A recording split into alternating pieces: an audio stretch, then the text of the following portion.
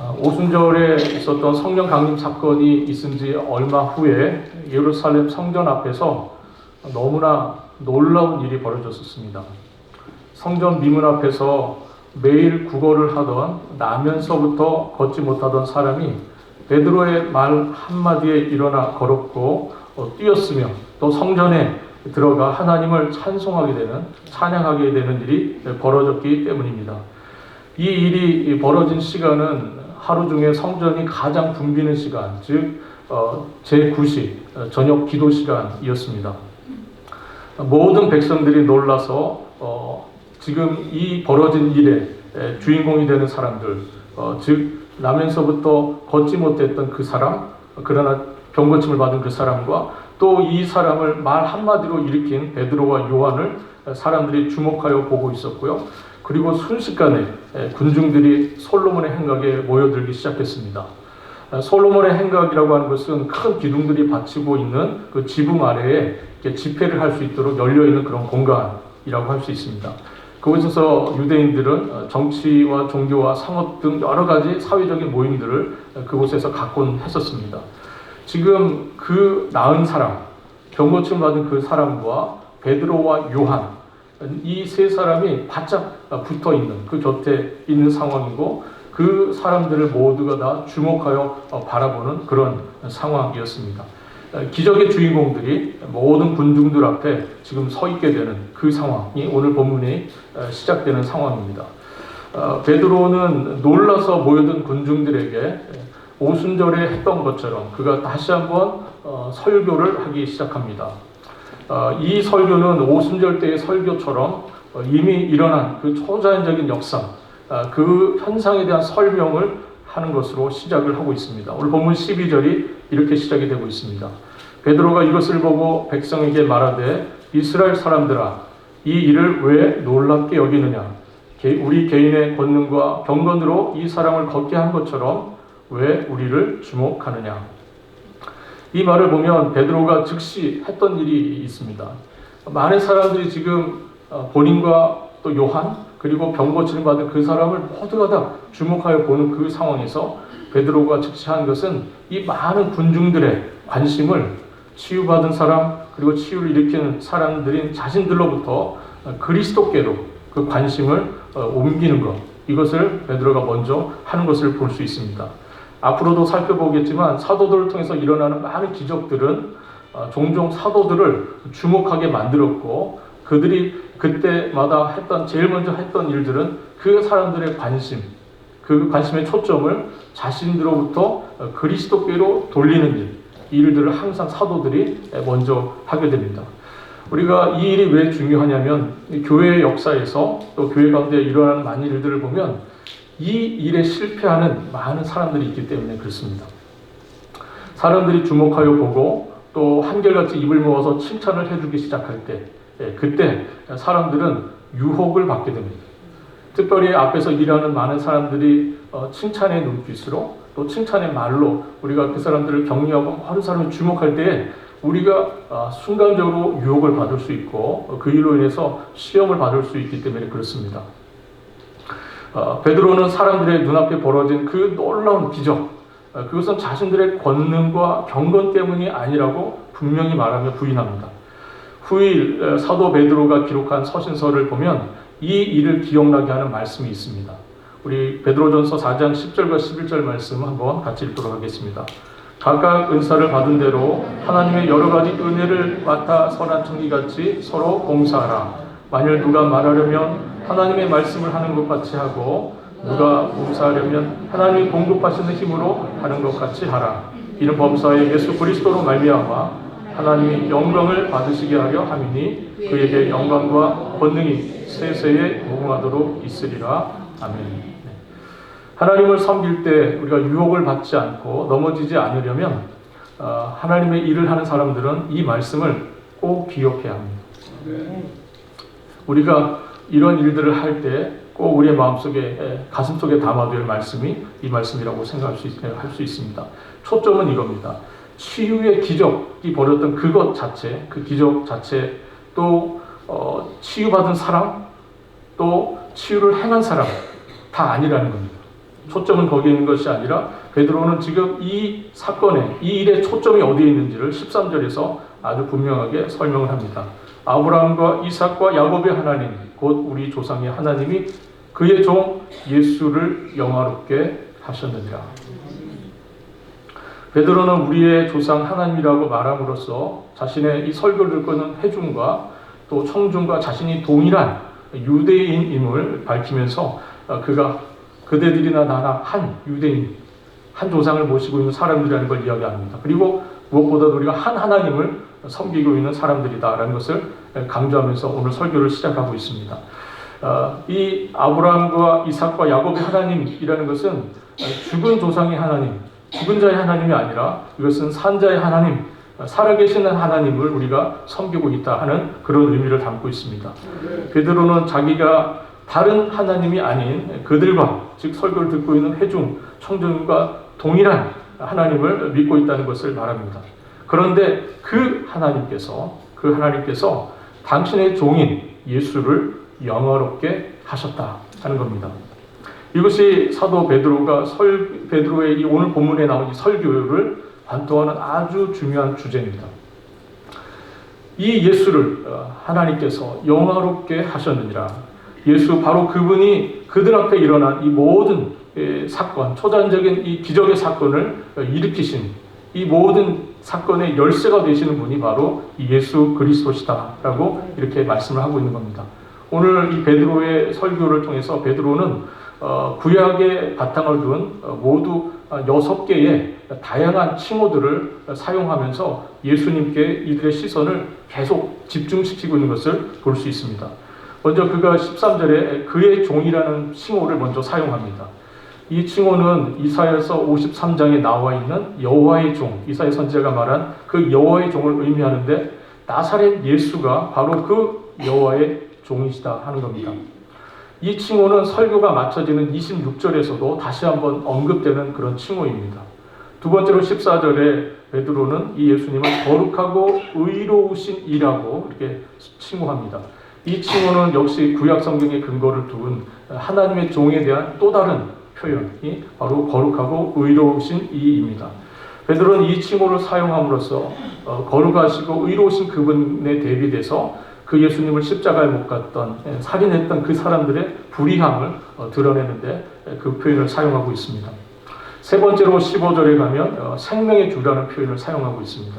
이것은 생명의 창시자, 생명의 왕이라는 그런 의미를 담고 있는 표현이고요. 예수님은 생명을 이끄실 뿐만 아니라 자기를 믿는 자들에게 생명의 근원이 되시는 분이시다라는 것을 강조하는 그런 표현이라고 할 수 있습니다. 네 번째 칭호가 22절에 나와 있는데 모세와 같은 선지자입니다. 모세와 같은 선지자. 베드로는 하나님께서 모세와 같은 선지자 하나를 내 형제 중에서 세우실 텐데 그의 말을 들으라 하시는 신명기 18장에 있는 말씀을 인용하시면서 이는 그 선지자가 메시아를 가리킨다고 믿었던 이 유대인들에게 바로 나사렛 예수가 그 신명기에 예언된 그 선지자, 모세와 같은 선지자라고 말하면서 이 예수께서 바로 그들이 기다린 메시아다라는 것을 소개를 하고 있는 표현이라고 할 수 있습니다. 다섯 번째가 20절에 나와 있는데요. 그리스도라는 칭호를 또 사용하고 있습니다. 구약 성경에서 그리스도, 우리가 히브리 말로는 메시아라고 부르는 이 그리스도를 보내주시겠다고 하는 예언으로 구약 성경은 가득 차 있죠. 그 구약 성경에 예언되어 있는 그 그리스도, 그 메시아가 바로 이 나사렛 예수다라고 말하고 있는 겁니다. 마지막으로 여섯 번째로 25절에 보면 베드로는 이 예수님을 아브라함의 씨라고 이렇게 또 칭호합니다. 하나님께서 아브라함에게 언약하신 대로 아브라함의 자손을 통해서 땅의 모든 족속이 복국을 받게 하실 텐데 바로 그 일을 위해서 오신 아브라함의 자손, 즉 예수, 그분이 바로 이 아브라함의 자손이다라고 베드로가 또 선언을 하고 있습니다. 이렇게 모두 여러 가지 표현들, 구약에 이미 소개되는 여러 가지 표현들을 가지고 이 호칭들을 가지고 베드로가 이 시선들, 이 군중들의 시선을 지금 누구에게로 집중시키고 있습니까? 바로 예수 그리스도, 나사렛 예수 그리스도에게 이 모든 표현의 이 호칭의 주인공이 되시는 예수 그리스도에게 이 군중들의 시선을 계속 이렇게 끌어가고 있는 겁니다. 나면서부터 걷지 못했던 거린이 걷고 뛰며 하나님을 찬양하게 된 이 일은 그가 바로 구약에 예언된 그분의 이름을 믿음으로써 일어난 일이라는 것, 그것이 바로 이 치유 사건에 대한 사도 베드로의 설명의 핵심이라고 할 수 있습니다. 16절 말씀 우리가 같이 한번 읽어보도록 하겠습니다. 16절입니다. 그 이름을 믿음으로 그 이름이 너희가 보고 아는 이 사람을 성하게 하였나니 예수로 말미암아 난 믿음이 너희 모든 사람 앞에서 이같이 완전히 낫게 하였느니라. 이 사람을 고친 것은 그가 믿는 예수 이름의 능력이었다는 겁니다. 이름이라고 하는 것은 고대 사회에서 그 이름으로 지칭되는 그 사람, 그 인격과 동일시되는 표현입니다. 예수라는 그 이름은 예수라는 그분과 동일시된다는 것이죠. 그러므로 예수님이 당신을 믿은 그 사람을 고치셨다는 거예요. 예수 이름의 능력이 그를 고쳤다는 것은 예수께서 그를 고치셨다, 그런 의미라는 것입니다.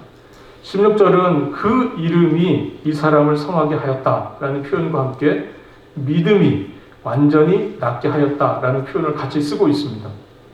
그를 낫게 한 것은 그의 이름입니까? 아니면 그의 믿음입니까? 그 이름이 그 병자를 낫게 한 겁니까? 아니면 그 사람의 믿음이 그를 낫게 한 겁니까?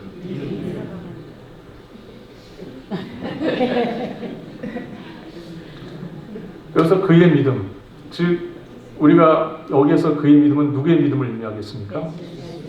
그 병자의 믿음을 얘기하겠죠. 근데 그 병자의 믿음은 누구로부터 온 겁니까? 예수로 말미암은 믿음입니다. 우리는 믿음을 하나님으로부터 선물로 받습니다. 믿음은 우리에게 선물로 주어지기 때문에 우리의 믿음의 근거는 우리의 믿음일 수 없고요. 십자가에서 우리를 대속하여 죽으신 예수님 그분이 우리의 구원의 근거이십니다. 그 구원의 은혜가 믿는 자에게 선물로 주어진 것이죠. 몇 주 전에 예루살렘 성문 밖에서 십자가에 달려 죽은 나사렛 출신 청년의 이름은 예수였었습니다. 그의 이름은 비천한 이름이 되었어요.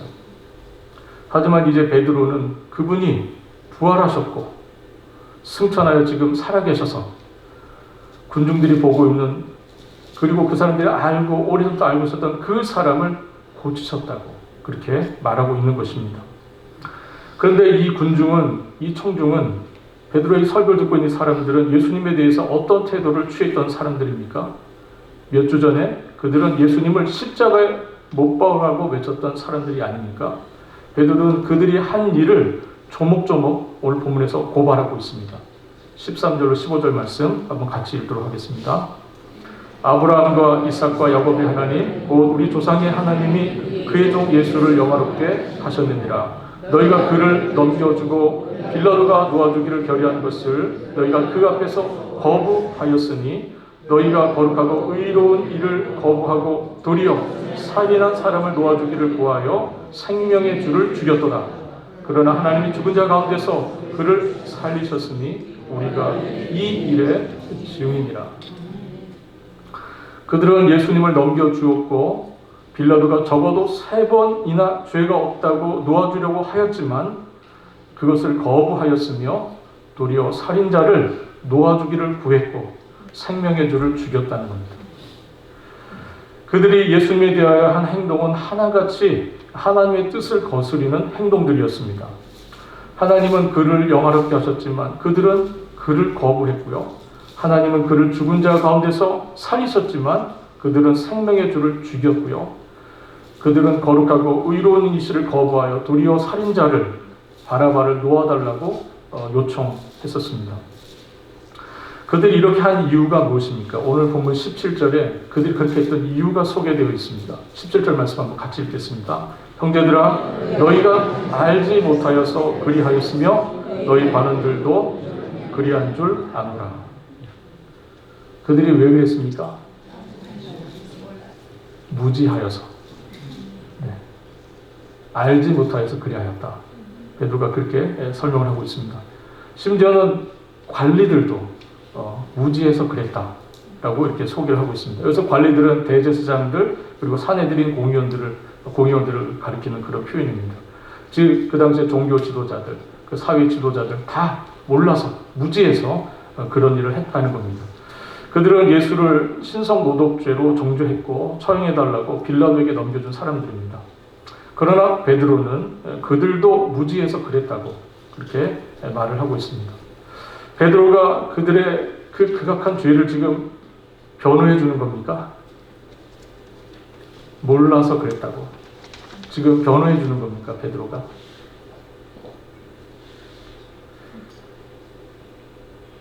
그들이 했던 그 악행이 그냥 몰라서 했던 일이니까 이해해 달라는 겁니까?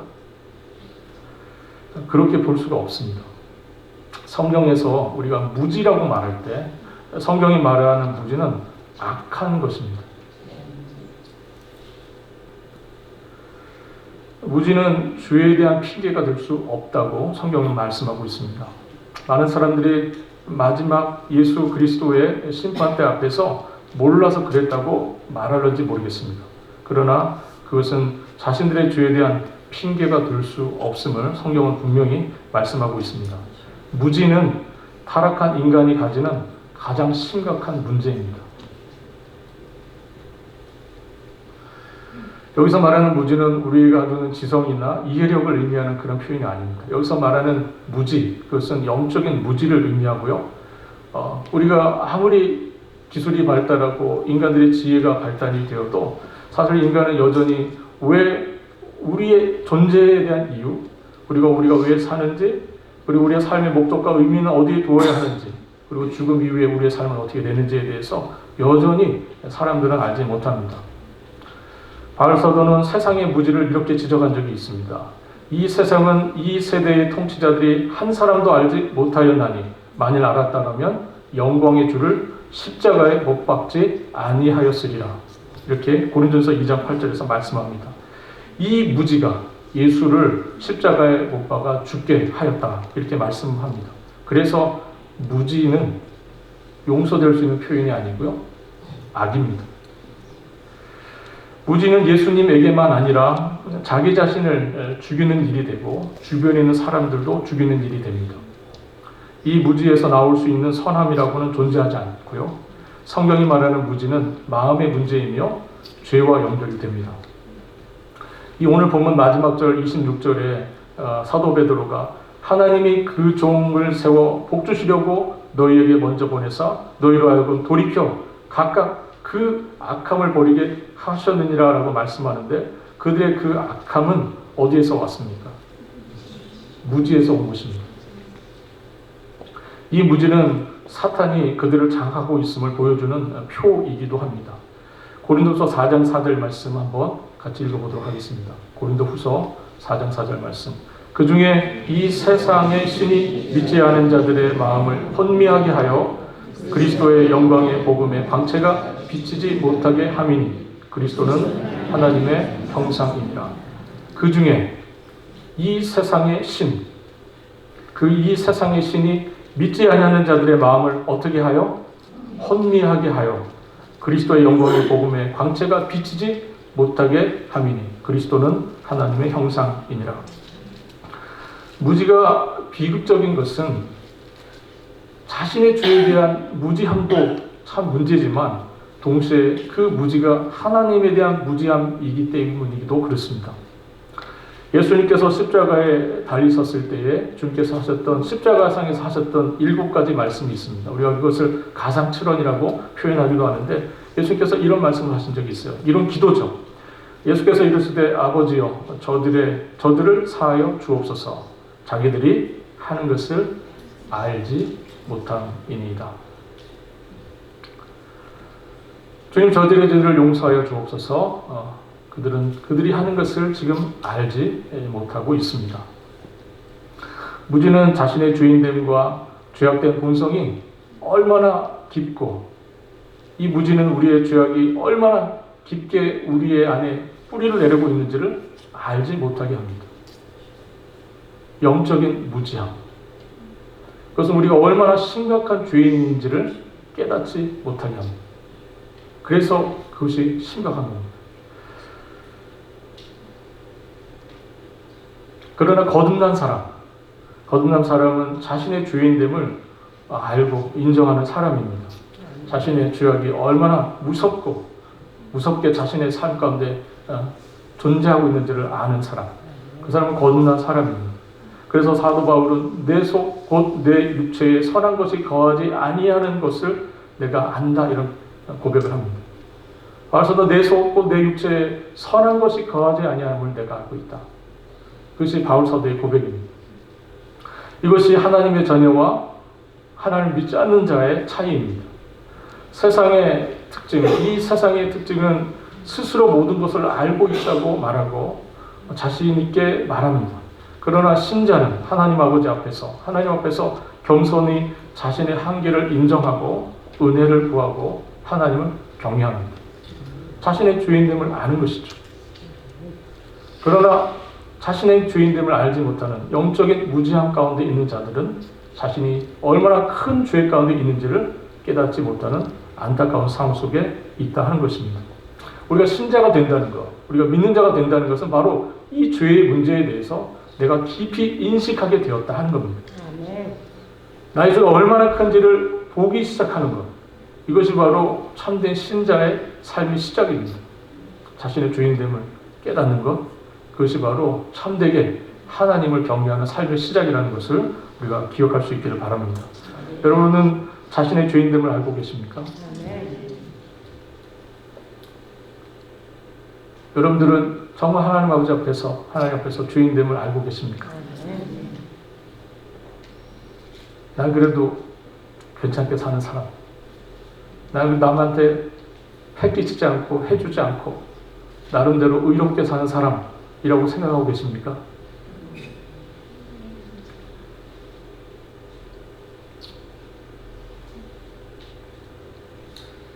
베드로의 설교는 그 설교를 듣고 있는 다중의 유대인들을 향해서 그들의 무지가 예수를 십자가에 못 박았다고 고발을 하였습니다.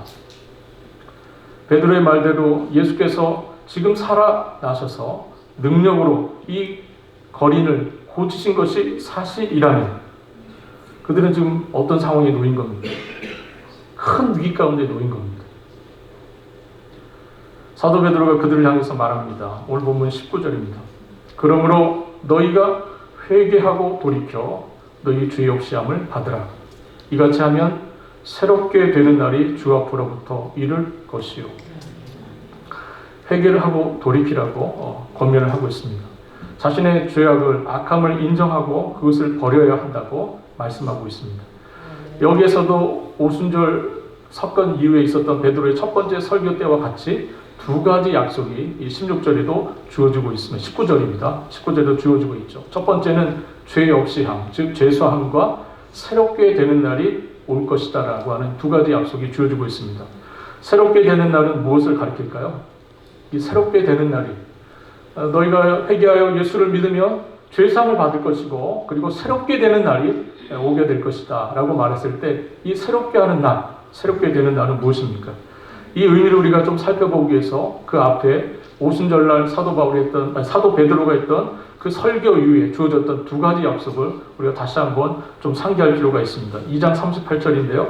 그 말씀에 그것은 무엇입니까? 죄사함과 성령의 선물을 주시겠다고 했었습니다. 네. 죄사함과 성령을 선물로 받으리라 이렇게 말씀했습니다. 이 두 말씀을 우리가 비교해 볼 때 사도 베드로가 말하는 새롭게 되는 날, 그것은 뭡니까? 곧 성령의 선물을 의미하는 것입니다. 새롭게 되는 날, 그것은 바로 성령의 선물을 의미한다고 볼 수 있습니다. 즉 죄사함을 받은 자가 성령으로 말미암아 새로운 삶을 살게 될 것이다 그겁니다. 죄사함을 받은 자가 성령의 선물을 받아서 새로운 삶, 새로운 날을 시작하게 될 것이다 하는 그런 말씀이라고 할 수 있습니다. 이런 날이 베드로에게 찾아왔었죠. 두려움에 쌓여서 주님을 부인했던 베드로가 지금 어떻게 변화되었습니까? 담대하게 용기 있게 관원들 앞에서, 로마 군인들 앞에서 두려워하지 아니하고 예수의 증인으로 지금 설교하고 있지 않습니까? 새롭게 되는 날이 베드로에게 임한 것입니다. 이런 그의 모습이 바로 성령의 선물을 받아서 새롭게 변화된 그의 모습을 보여주고 있습니다. 주인의 인생에서 이런 날이 필요합니다. 우리가 성령을 받아서, 우리가 주님의 은혜로 죄사함을 받은 이후에 성령의 선물을 받아서 여러분들이 새롭게 되는 새로운 날을 시작하시는 복된 역사가 여러분들에게 있기를 바랍니다. 이전의 삶이 아니라, 지나간 이전의 삶이 아니라 성령 안에서 새롭게 시작하는 새로운 날에 대한 소망이 여러분들에게 있기를 바랍니다. 성령을 선물로 받아서 만물이 새로워지는 복된 경험이 있으시길 바랍니다. 들리는 새소리도 이전의 새소리가 아니고, 보이는 이 세상도 이전의 세상이 아닌, 세상과 나는 관계 없고 오직 구속하신 주님을 통해서 보여지는 새로운 세상, 새로운 삶이 여러분들에게 이루어지기를 간절히 바랍니다. 성령으로부터 오시는, 성령께서 주시는 새로운 삶을 선물로 받으시는 복된 역사가 여러분들에게 있기를 바랍니다. 나가서 베드로는 이 설교에서 마지막 날에 대한 언급도 함께 하고 있습니다. 20절과 21절 말씀 한번 같이 읽어보도록 하겠습니다. 또 주께서 너희를 위하여 예정하신 그리스도 곧 예수를 보내시리니 하나님이 영원 전부터 거룩한 선지자들의 입을 통하여 말씀하신 바 만물을 회복하실 때까지는 하늘이 마땅히 그를 받아보리라. 하나님께서 거룩한 선지자들의 입을 통하여 말씀하신 만물을 회복하실 때, 만물을 회복하실 때는 바로 예수 그리스도의 재림과 함께 만물이 회복되는 때를 의미합니다. 만물이 회복되는 날까지 하나님께서는 예수 그리스도를 하늘에 받아두실 것이라고 이렇게 말씀을 하고 있습니다. 사도 베드로가 만물이 회복되는 날을 말하는 것은 이미 그 만물이 회복되는 날의 시작이 이 한 병자의 치료되는 이 사건을 통해서 이미 시작되었다는 것을 선언하고 있는 겁니다. 이날 이 병자가 치료되는 것을 목격한 사람들, 즉 못 걷는 사람이 치유받는 이 사건을 본 사람들은 만물의 회복이 이미 시작되었다는 것을 베드로가 선언하고 있는 겁니다. 이 치유 사건은 만물, 곧 온 우주에 일어날 일들의 시작, 서막입니다. 전주곡과 같은 것이죠. 만물이 회복될 것을 보여주시는 표적으로서의 이 사역이 이 병자가 일어나는 그 사건이었다고 말씀을 하고 있습니다. 하나님의 자녀들인 우리가 나면서부터 걷지 못했던 그 이처럼 회복될 주님의 나라에서 우리가 걷고 뛰며 하나님을 찬양하게 될 날이 오기를 간절히 소망합니다. 어떠한 죄의 장애도 없이 우리가 하나님을 향하여 찬양할 수 있는 그런 복된 날을 우리가 모두가 믿음으로 바라볼 수 있기를 바랍니다. 지금 우리는 죄로 인해서 어떤 의미에서 저주받아서 망가진 세상 속에 우리가 살고 있습니다. 아까 본문 속에서 세상의 신이 제한적으로, 한정적으로긴 하지만 세상의 신이 다스리는 이 어그러진 세상 속에 저희가 지금 살고 있습니다. 공중못에 잡은 마귀가 세상의 권세를 쥐고 있는 이 잠깐의 이 어그러진 세상 속에서 저희들이 살아가고 있습니다. 이 망가진 세상에서 복음은 지금 무엇을 말씀하고 있는 겁니까? 우주 만물이 회복될 날이 올 것이다 하는 겁니다. 그날 우리 주님께서 재림하시는 그날 온 만물이 회복되게 될 것이다 하는 겁니다. 그날 하나님의 자녀들은 이 거린이 걷고 뛰며 성전으로 들어가 하나님을 찬양한 것처럼 우리도 기뻐 뛰며 하나님을 찬양하게 될 그 복된 날, 모든 장애와 모든 억압과 모든 불편함들이 사라지고 온전히 주님을 자유함 가운데 찬양할 수 있는 그 날이 오게 될 것이다 하는 겁니다. 오늘 본문의 이 치유의 사건이 바로 그 날을 보여주는 그런 예표적 사건이라고 사도 베드로가 설교하고 있는 겁니다. 결국 베드로가 말하려고 하는 것은 무엇입니까? 베드로가 이 설교를 통해서 그 설교를 들고 있는 청중들에게 하려고 하는 메시지, 그것은 뭡니까? 그가 말하려고 하는 것은 딱 한 가지입니다. 오직 한 분, 예수 그리스도. 아멘. 그분을 말씀하는 겁니다. 베드로의 설교는 예수 그리스도로 가득 찬 지금 설교입니다. 저는 오늘 본문을 정리하면서 두 가지 정도를 여러분들과 같이 나누면서 오늘 설교를 정리하고 싶습니다.